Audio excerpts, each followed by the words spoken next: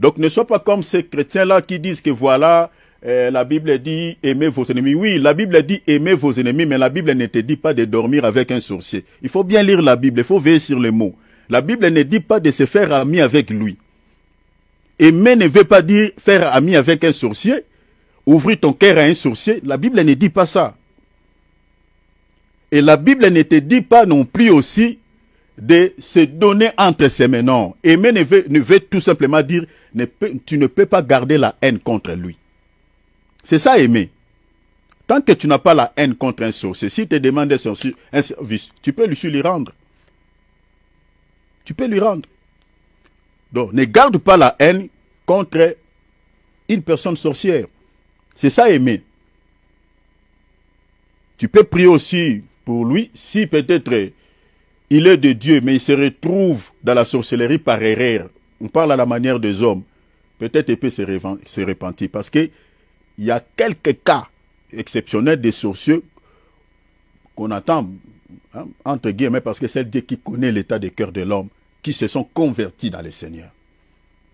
Nous avons quelques bien-aimés qui étaient dans ça, qui se sont repentis. Mais il y a très peu. Il y a très peu. Sur 100, je peux dire 5% seulement qui se convertissent. Mais la majorité des sorciers meurent avec leurs semences. Parce que ce n'est pas parce qu'ils veulent mourir dans ça, mais parce que la majorité ont la nature maléfique de Satan, sont désivrés. Et ils n'ont qu'une seule mission décrite dans l'évangile de Jean chapitre 10, verset 10. Donc si vous avez un sorcier dans votre famille, sachez-le qu'il est là, pas pour vous aider à avancer. C'est pour contrôler, détruire des vies, compliquer la vie des gens. Ces gens disent la sorcellerie. Que personne ne vous dise que non, lui il est sorcier, mais sa sorcellerie c'est pour que personne ne vous trompe. Cher enfant de Dieu, il y a certaines choses, il ne faut jamais écouter ça. Parce que c'est comme ça qu'on entendait autrefois. On dit, bon, lui il est dans la magie, il est dans la magie blanche, et la magie blanche ne fait pas du mal. Que personne ne vous trompe. On avait lu ici Deutéronome. La Bible est en train de dire que même les gens qui sont dans la divination, hein, les bonnes aventures, ils sacrifient au diable. Le monde des ténèbres fonctionne avec du sang. Il n'y a pas la sorcellerie qui ne sacrifie pas au diable. Il n'y en a pas, ça n'existe pas. Tout sorcier donne un sacrifice au diable. Il sacrifie des humains. Il tue.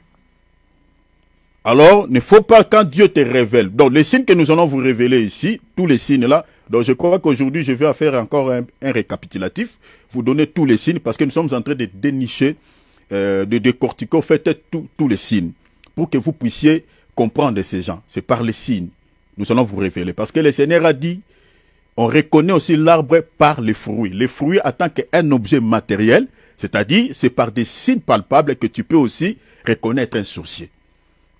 Parce que tout le monde n'a pas les dons de discernement des esprits. Vous voyez? Parce que c'est par les signes aussi, vous pouvez aussi les reconnaître. C'est ça ce que nous sommes en train de faire. Donc, notre texte de base, c'est l'évangile de Matthieu, chapitre 13, versets 24 à 43.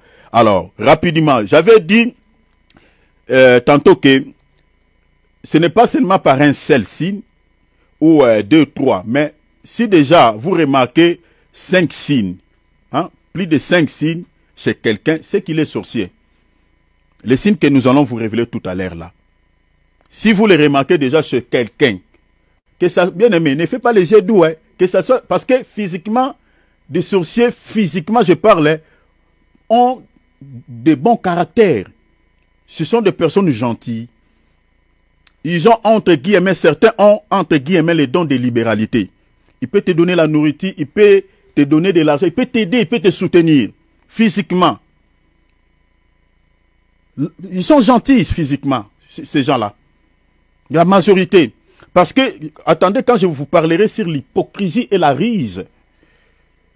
Parce que la sorcellerie, c'est une sémence, tout sorcier cache la sorcellerie. Par l'hypocrisie, par des bonnes œuvres, par des bonnes actions. C'est pour cela, chers enfants de Dieu, ne vous fiez pas. Quand quelqu'un vous rend un service, quelqu'un vous, je ne sais pas, vous donne quelque chose, tu dis que voilà, il m'aime beaucoup, je dois ouvrir mon cœur à lui. Bien aimé, faisons attention.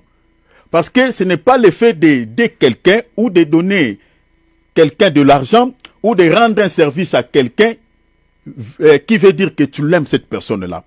Ce n'est pas ça. Regardez, je vous donne une écriture. Si vous lisez par exemple, attendez, on va lire, hein, pour ne pas dire que nous sommes en train d'inventer les choses. Regardez, on va lire. Bien, mais suivez-moi très bien. Parce que le but de cette émission, que cette année 2025, que tu n'échoues pas. Que tu n'échoues pas. Donc, il faut regarder bien ton entourage. Cette personne-là qui te côtoie, qui veut à tout prix, quand tu fais quelque chose, lui aussi il doit savoir ce que tu fais. Si tu ne lui dis pas ce que tu fais, il s'efface. Attention! Parmi les signes, il y a aussi la curiosité. Je vous parlerai. Allons-y dans 1 Corinthiens, chapitre. Je vais vous révéler un petit détail, peut-être vous ne faites pas vraiment attention à cela. Regardez, la Bible dit 1 Corinthiens 13. Je lis le verset 1 Corinthiens 13. Hein, je commence même au premier verset. La Bible dit, quand je parlerai les langues des hommes et des anges, mais si je n'ai pas la charité, l'amour, hein, remplacer l'amour, je suis un airain qui résonne ou une cymbale qui retentit. Hein? Je saute. Je prends directement le verset 3. Et quand je distribuerai tous mes biens pour la nourriture, on parle ici distribuer. Hein, les gens qui aiment les caritas là. Nous soutenons les orphelins, voilà, le veuve, tout ça. C'est bien, hein? Cet acte-là physiquement, vraiment c'est un acte généreux. C'est bien, ce n'est pas mauvais. Mais regarde ce que la Bible dit par rapport à l'amour. Bien aimé, ne confonds pas l'amour avec les services que quelqu'un est en train de te rendre. Attention, la Bible dit, quand je distribuerai tous mes biens pour la nourriture des pauvres, hein, les pauvres là, les pauvres, quand je livrerai même mon corps pour être brûlé, voyez, donc quelqu'un qui se sacrifie. Mais regarde ce que la Bible dit. Si je n'ai pas la charité, donc l'amour, je ne suis de rien. Donc vous voyez que l'amour, ce n'est pas l'effet de donner. Est-ce que vous voyez ça? Ce n'est pas l'effet de donner ou d'aider. C'est pour cela que vous remarquez dans l'épître de 1 Jean, je crois, chapitre 3. L'apôtre Jean, il dit quelque chose là-bas, il dit, n'aimons pas seulement en parole, mais il dit quoi? Avec action. Mais il ne s'est pas limité là-bas. Il dit avec action, mais avec vérité. Est-ce que vous voyez? Donc c'est-à-dire, il y a d'autres personnes qui peuvent poser un bon acte, mais cet acte-là, il y a une pensée machiavélique, il y a la discipline. En fait, il cache un mauvais coup derrière cet acte qu'il est en train de poser. Je vous donne un exemple. Vous allez chez quelqu'un, il vous prépare une bonne nourriture. Il vous sert. L'acte, physiquement comme ça, c'est bien, c'est bon. Quelqu'un t'accueille avec un bon repas. Mais à l'intérieur de ce repas, peut-être il y a du poison. Est-ce que vous voyez ça? Hein? Donc c'est-à-dire l'acte que cette personne a posé, il n'est pas dans la vérité. Est-ce que vous voyez cela?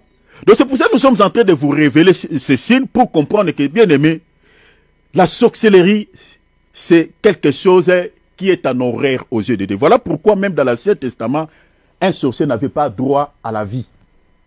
Aujourd'hui, c'est la loi de la grâce qui les protège. Mais dans la loi de Moïse, un sorcier, un magicien n'avait pas droit à la vie. On les exécutait. Parce que la sorcellerie, c'est une pratique que Dieu déteste comme pas possible. Parce que ça crée pas mal de soucis dans la vie des gens. Beaucoup de soucis, je parle de 95% des soucis que nous avons dans ce monde, viennent de ces gens. Toutes les guerres que vous entendez à gauche et à droite, ce sont ces gens-là qui sont à l'intérieur, qui créent ces soucis-là, qui créent ces désordres. Parce que leur mission, ces gens disent détruire, voler, voyez, tuer. Toutes les guerres que vous entendez là, bien aimé, ne vous posez pas 2, 3, 4 questions. C'est les sorciers, les Illuminati. Tous les problèmes que nous avons dans nos familles, vous trouverez dans toutes les familles du monde, vous trouverez que il y a tel et tel qui ne causent pas, qui ne se parlent pas. Mais si vous cherchez ces problèmes-là, Bien-aimé, vous trouvez qu'il n'y a rien. Oh non, parce que lui ne m'appelle pas. Oh, mais parce qu'il ne t'appelle pas, voilà pourquoi tu es un ennemi. Il y a des problèmes comme ça dans plusieurs familles. Et c'est ça la sorcellerie, parce qu'il divise pour mieux régner. Je vous parlerai aussi de la division. Alors, retenez, si vous remarquez déjà plus de 5 signes, c'est que cette personne-là est dans la sorcellerie. Et tout ce que vous allez faire, 1, il faut prier, de 2, il faut s'éloigner, créer la distance. Et je vous avais dit pourquoi tu dois créer la distance, c'est pour 1, réduire son efficacité, parce que le combat de près et le combat de loin n'est pas pareil. Hein. Quelqu'un qui te combat de près comme ça et quelqu'un qui te combat de loin, le combat ne sera pas pareil. Parce que en créant la distance, tu dois réduire son efficacité, 2, fragiliser son mode opératoire, parce qu'il ne connaîtra plus ce que tu fais dans la vie. Il n'aura plus tes informations. Donc tu vas fragiliser son monde opératoire. Et 3e élément, j'avais dit, c'est pour éviter des combats inutiles. Parce que nous sommes des humains. Des fois, on éprouve aussi des fatigues. Ce jour-là, peut-être, tu n'auras pas de force de prier. Maintenant, si tu vis ensemble avec lui, donc quand tu pries, il sait. Quand tu ne pries pas, il sait. De ce jour-là où tu es dans la fatigue, tu n'arrives pas à prier. En tant qu'humain, tu peux aussi avoir peut-être quelques faiblesses quant à la chair. Si tu es marié, tu as des problèmes avec ton mari. Et lui, il peut profiter de cela. Est-ce que vous voyez? Mais si tu t'éloignes de lui, il n'a plus des informations sur ta vie. Il ne sait pas ce que tu fais dans la vie. Donc, tu vas réduire son efficacité. Donc, il te combattra moins. Parce que ce ne sont pas des omniprésents. Alors, retenez. Je vais faire le récapitulatif de tous ces 25 points. Et on va expliquer chaque point.